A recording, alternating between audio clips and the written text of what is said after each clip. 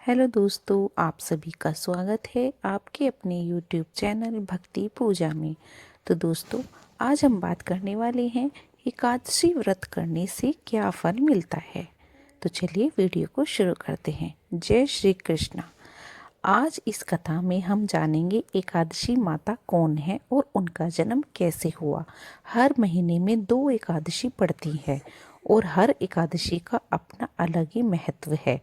मार्गशीर्ष महीने के कृष्ण पक्ष की एकादशी को उत्पन्ना एकादशी कहा जाता है। मान्यताओं के अनुसार इस दिन एकादशी माता का जन्म हुआ था और इसलिए इस एकादशी का नाम उत्पन्ना एकादशी पड़ गया। मान्यता यह है कि इस व्रत को रखने से जीवन में सुख और समृद्धि आती है। पौराणिक कथाओं के अनुसार इसी दिन माता एकादशी ने मूर नामक राक्षस का अंत किया था और एकादशी माता भगवान विष्णु का ही स्वरूप मानी जाती है। जो भी भक्त एकादशी का व्रत प्रारंभ करना चाहते हैं उनके लिए उत्पन्ना एकादशी का दिन बहुत खास होता है। इसलिए इसी दिन से ही आप एकादशी व्रत की शुरुआत कर सकते हैं। व्रत रखने वाले भक्तों को एक दिन पहले यानी दसवीं की रात में भोजन नहीं करना चाहिए। एकादशी के दिन प्रातःकाल उठकर स्नान करने के बाद व्रत का संकल्प लेना चाहिए। इसके बाद भगवान विष्णु और भगवान कृष्ण का पूजन करना चाहिए। उन्हें पुष्प, जल, धूप, दीप अर्पित करना चाहिए। इस दिन अक्षत का प्रयोग पूजा में नहीं किया जाता और भगवान को भी केवल फलों का ही भोग लगाया जाता है। धूप दीपक जलाकर व्रत की कथा पढ़नी और सुननी चाहिए। जो भगवान विष्णु का ध्यान करना चाहिए। दिन भर उपवास करके रात में पूजा के बाद अगर संभव हो तो रात्रि जागरण करना चाहिए, भजन कीर्तन करना चाहिए और अगले दिन द्वादशी को व्रत का पारण करना चाहिए, यानी कि एकादशी का व्रत खोलना चाहिए। व्रत खोलने से पहले किसी भी जरूरतमंद व्यक्ति को या ब्राह्मण को भोजन या फिर दान दक्षिणा देनी चाहिए। इसके बाद ही स्वयं भोजन करके व्रत को खोलना चाहिए। इस एकादशी का मुख्य उद्देश्य मनुष्य के वर्तमान जन्म और पिछले जन्म में उनके हाथों से हुए जाने अनजाने में कोई भी पाप या बुरे कर्मों से मुक्त होना होता है, ताकि इस जन्म में उन्हें फिर मोक्ष प्राप्ति हो सके। पौराणिक कथाओं के अनुसार देव युग में मुर नामक एक राक्षस हुआ करता था। उसने समस्त ब्रह्मांड पर विजय प्राप्त कर ली थी। राक्षस मुर ने देवलोक और देवराज इंद्र दोनों को ही पराजित किया था। अपनी पराजय और सभी लोगों के मुर के उत्पीड़न से चिंतित होकर सभी देवगण भगवान शिव की शरण में जा पहुंचे और अपनी रक्षा करने के लिए विनती करने लगे। भगवान शिव देवताओं से भगवान विष्णु के पास जाने के लिए कहने लगे कि वही आपकी समस्या का निवारण कर सकते हैं। तब सभी देवता बैकुंठ धाम में पहुंचकर भगवान विष्णु को प्रणाम करते हैं और भगवान विष्णु को राक्षस मोर द्वारा दिए गए विनाश और देवताओं को बंधक बना लेने की बात बताते हैं।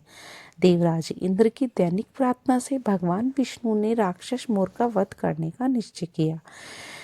फिर भगवान विष्णु और मुर के बीच भीषण युद्ध हुआ, लेकिन भगवान विष्णु द्वारा चलाए जा रहे किसी भी शस्त्र का उस राक्षस पर कोई प्रभाव नहीं हो रहा था।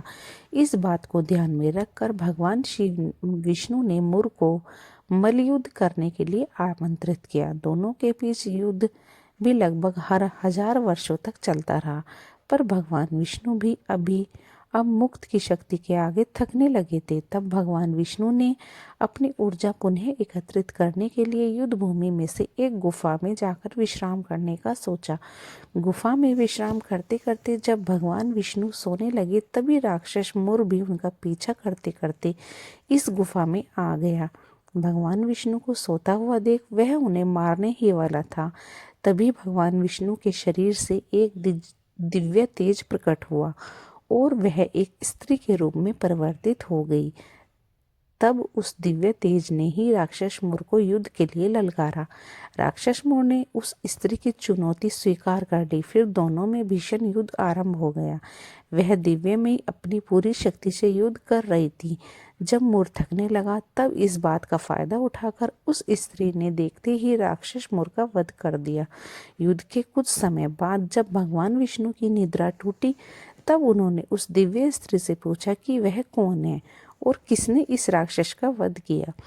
तब उस दिव्य तेज रूपी देवी ने कहा कि हे प्रभु, यह मुर नाम का राक्षस आपका वध करने जा रहा था। तब मैं आपके शरीर से प्रकट हुई और उस राक्षस को मैंने वध कर दिया है। यह सुनकर भगवान श्री विष्णु अत्यंत प्रसन्न हुए और उन्होंने देवी से वरदान मांगने के लिए कहा, जिस पर देवी ने कहा कि मेरी उत्पत्ति का यह दिन है, प्रभु मंगल सूचक होना चाहिए, जिससे कि आपका भक्त जब आप अपने निवास की कामना करे तो शीघ्र पहुंच सके और आपके साथ ही भक्त मेरी भी इस दिन पूजा करके मोक्ष को प्राप्त कर सके। तब श्री हरि ने वरदान देकर उस देवी का नाम एकादशी रखा और कहा कि आज से जो भी भक्त प्रिय होंगे वह तुम्हें भी प्रिय होंगे। तभी से इस दिन उत्पन्ना एकादशी या उत्पत्ति एकादशी के नाम से जाना जाता है। माना जाता है कि इसी दिन से सभी एकादशी व्रत का जन्म भी हुआ। इसी दिन से एकादशी व्रत की शुरुआत की जा सकती है, क्योंकि यह बहुत कठिन व्रत है। इस व्रत में पूरे 3 दिन तक का नियम पालन करना होता है, यानी दशमी तिथि से लेकर द्वादशी तक कुछ बातों का ध्यान रखना चाहिए, तभी व्रत का पूर्ण फल प्राप्त होता है। जैसे कि दशमी तिथि को किया गया भोजन शुद्ध और सात्विक होना चाहिए। शाम को सूर्यास्त के बाद इस व्रत में अन्न ग्रहण नहीं करना चाहिए। दशमी तिथि को भी मन में ध्यान करके सोना चाहिए कि आप अगले दिन एकादशी का व्रत श्रद्धा और निष्ठा के साथ रखेंगे। दशमी तिथि को ही तुलसी दल तोड़कर रख लिए जाते हैं। दशमी तिथि को बैंगन या मसूर की दाल, लहसुन, प्याज से परहेज किए हुए भोजन का सेवन नहीं करना चाहिए। एकादशी के दिन सुबह और शाम अपने घर के मुख्य द्वार पर तुलसी जी के पौधे में, केले के वृक्ष में और पीपल के वृक्ष में आपको दीप दान करना चाहिए। इस दिन आप फलों का दान भी कर सकते हैं, वस्त्र का दान भी कर सकते हैं, दक्षिणा दे सकते हैं, लेकिन अन्न का दान करने से बचना चाहिए। खासकर चावल का दान इस दिन भूल से भी नहीं करना चाहिए। एकादशी के दिन यदि संभव हो तो रात्रि का जागरण करना चाहिए, नहीं तो जितनी देर हो सके उतनी देर जागरण करना चाहिए। इस रात को व्रत करने वाले व्रती हैं, उन्हें जमीन पर साफ धुले बिस्तर पर ही सोना चाहिए और अगले दिन सुबह स्नान करके विधि विधान से पूजा करके भोजन, अन्य फल, वस्त्र, दक्षिणा आदि का दान देकर फिर अपना व्रत खोलना चाहिए। व्रत हमेशा शुभ मुहूर्त में ही खोला जाता है। पहली बार व्रत प्रारंभ करने पर व्रत की संख्या का संकल्प भी जरूर कर लेना चाहिए। संख्या पूरी हो जाने पर व्रत का उद्यापन भी करना चाहिए। उद्यापन कभी भी चतुर्मास के समय नहीं किया जाता।